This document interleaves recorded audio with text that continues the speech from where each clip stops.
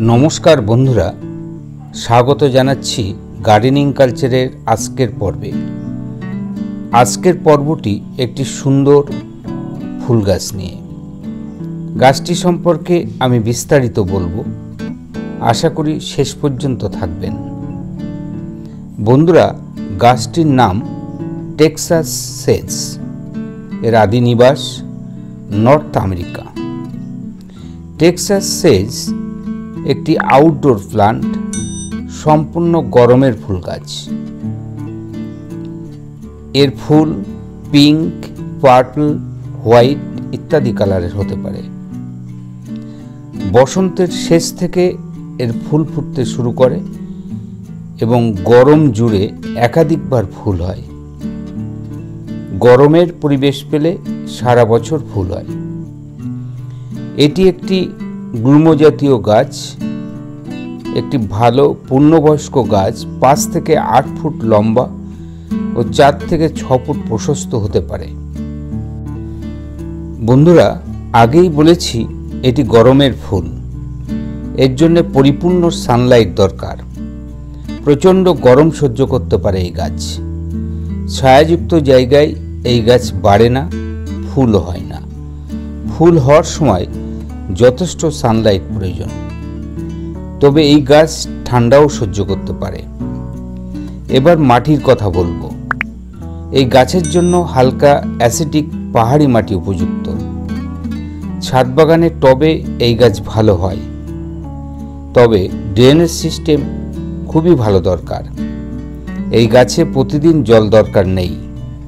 প্রচণ্ড গরমে ভালোভাবে জল দিতে হবে, তবে মাটি ভালো না শুকনো পর্যন্ত জল দেওয়া যাবে না। মাটিতে জল দাঁড়িয়ে গেলে রুট নষ্ট হতে পারে। শীতের পরে অর্থাৎ বসন্তের শুরুতে এই গাছ বসানোর উপযুক্ত সময়। এই গাছের কাটিং থেকে গাছ হয়। হালকা রৌদ্রযুক্ত জায়গায় কাটিংয়ের রুট বের করে পরিপূর্ণ সানলাইটে রাখতে হয়। এই গাছ সহজে প্রায় বিনা যত্নেই হয়। এই গাছের জন্য তেমন সারও দরকার নেই। এর নিয়মিত প্রুনিংয়ের দরকার। পুরনো ডাল কেটে দিলে গাছের গ্রোথ ভালো হয় ও বুশি হয়।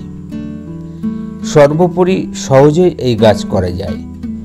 অন্যান্য গাছের মতো সার, যত্ন ও নিয়মিত নজরদারি এর জন্য দরকার হয় না। অথচ বিনিময়ে যে কি পরিমাণ ফুল পাওয়া যায় তার সামান্য নিদর্শন আমার এই গাছে আপনারা দেখতে পাচ্ছেন।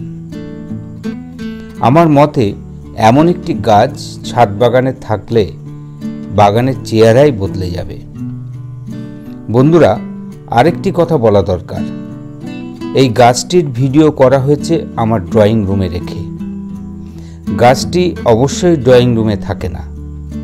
আসলে ঝড় বৃষ্টির হাত থেকে এত ফুল ভর্তি গাছটিকে সাময়িক রক্ষা করতে একদিনের জন্য নামিয়ে এনেছিলাম।